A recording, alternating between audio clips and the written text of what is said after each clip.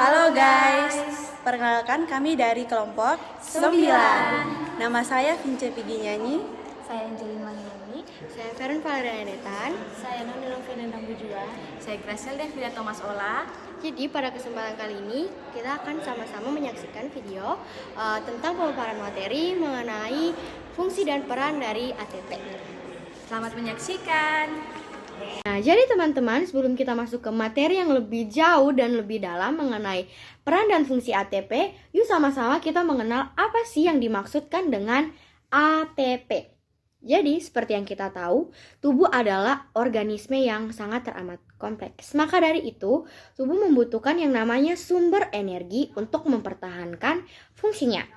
Jadi, sumber energi yang digunakan dan disimpan di tingkat sel itu disebut dengan adenosin trifosfat atau ATP. Struktur ATP adalah nukleosida trifosfat yang terdiri atas basa nitrogen atau adenin, gula ribosa, dan 3 gugus fosfat yang terikat secara seri. ATP umumnya disebut sebagai mata uang energi.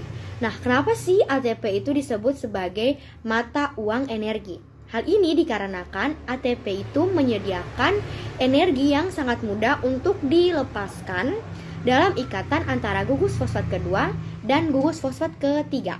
Selain untuk menyediakan energi, pemecahan ATP melalui proses hidrolisis juga melayani berbagai macam fungsi sel, termasuk pensinyalan dan sintesis pada DNA atau RNA. Sintesis ATP menggunakan energi yang diperoleh dari berbagai macam mekanisme katabolik, termasuk respirasi sel, oksidasi beta, dan ketosis.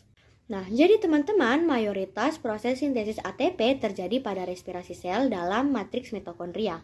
Nah, proses sintesis ATP ini akan menghasilkan 32 molekul ATP per molekul glukosa yang dioksidasi.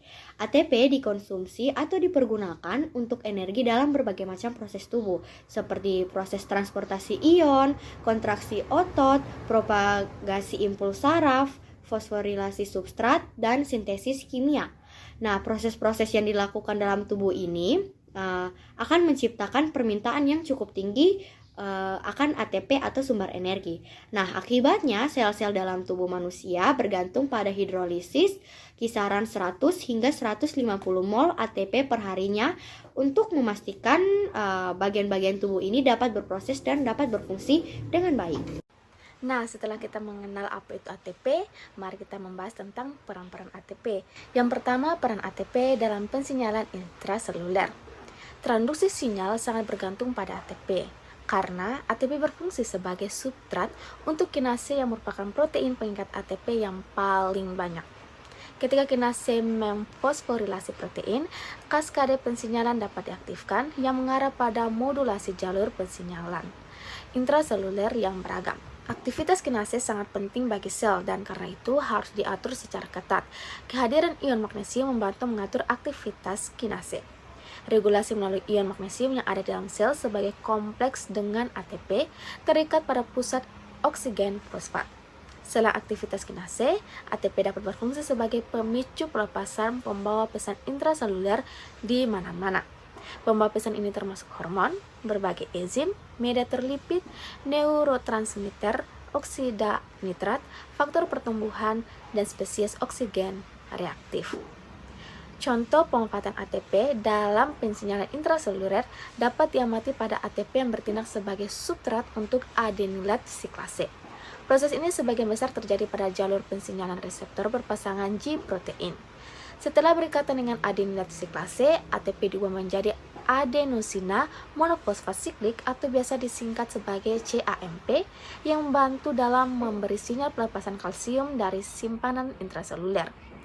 CAMP memiliki peran lain, termasuk membawa pesan sekunder dalam kaskade pensinyalan hormon, aktivasi protein kinase, dan mengatur fungsi saluran ion. Lalu peran ATP yang berikutnya adalah sebagai sintesis DNA atau RNA. Sintesis DNA dan RNA membutuhkan ATP. ATP adalah salah satu 4 monomer nukleotida trifosfat yang diperlukan selama sintesis RNA. Sintesis DNA menggunakan mekanisme yang serupa, kecuali dalam sintesis DNA, ATP pertama-tama diubah dengan menghilangkan atom oksigen dari gula untuk menghasilkan deoksiribonukleotida. Berikut adalah fungsi ATP untuk sinyal purenergik. Nah, apa sih isyarat purenergik? Isyarat purenergik adalah bentuk isyarat parakrin ekstraselular yang dimediasi oleh nukleotida purin termasuk ATP. Proses ini biasanya memerlukan aktivasi reseptor purenergik pada sel-sel di sekitarnya, sehingga mentransduksi sinyal untuk mengatur proses intraseluler. ATP dilepaskan dari simpanan vesikular dan diatur oleh IP3 dan mekanisme pengaturan ekositosis umum lainnya. ATP disimpan bersama dan dilepaskan bersama di antara neurotransmitter yang selanjutnya mendukung gagasan bahwa ATP adalah mediator neurotransmisi purenergik yang diperlukan pada saraf simpatis dan parasimpatis. ATP dapat menginduksi beberapa respon purenergik, termasuk kontrol fungsi otonom, interaksi neural glia, nyeri, dan kontrol tonus pembuluh darah. Lalu peran yang berikutnya adalah sebagai transmisi saraf. Otak adalah konsumen ATP tertinggi dalam tubuh, mengonsumsi sekitar 25% dari total energi yang tersedia. Sejumlah besar energi dihabiskan untuk mempertahankan konsentrasi ion untuk pesinyalan saraf dan transmisi sinaptik yang tepat. Transmisi sinaptik adalah proses yang membutuhkan energi. Di terminal prasinaps, ATP diperlukan untuk membentuk gradien ion yang memindahkan neurotransmitter ke dalam vesikel dan untuk menyiapkan vesikel untuk dilepaskan melalui eksositosis. Sinyal neuron bergantung potensial aksi yang mencapai terminal prasinaps, menandakan pelepasan vesikel yang dimuat. Proses ini bergantung pada ATP yang memulihkan konsentrasi ion di akson setelah setiap potensial aksi, sehingga memungkinkan terjadi sinyal lain. Transport aktif bertanggung jawab untuk mengatur ulang konsentrasi ion natrium dan kalium ke nilai dasar setelah potensial aksi terjadi melalui NAK ATP fase. Selama proses ini, satu molekul ATP hidrolisis 3 ion natrium diangkut keluar sel dan 2 ion kalium diangkut kembali ke dalam sel. Keduanya bergerak melawan gradien konsentrasinya. Lanjut, potensial aksi yang berjalan menuruni akson melalui pelepasan vesikular setelah mencapai terminal presinaptik. Setelah membentuk gradien ion, potensial aksi kemudian merambat ke bawah aksen melalui depolarisasi akson, kemudian mengirimkan sinyal ke bagian terminal.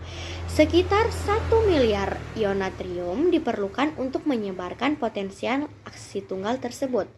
Neuron perlu menghidrolisis hampir 1 miliar molekul ATP untuk mengembalikan konsentrasi ion natrium atau ion kalium setelah proses depolarisasi sel.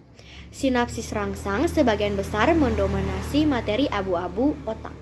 Vesikel yang mengandung glutamat akan dilepaskan ke celah sinaptik untuk mengaktifkan reseptor glutaminergik rangsangan pasca sinaps. Memuat molekul-molekul ini memerlukan ATP dalam jumlah yang sangat besar karena hampir 4.000 molekul glutamat disimpan dalam satu vesikel.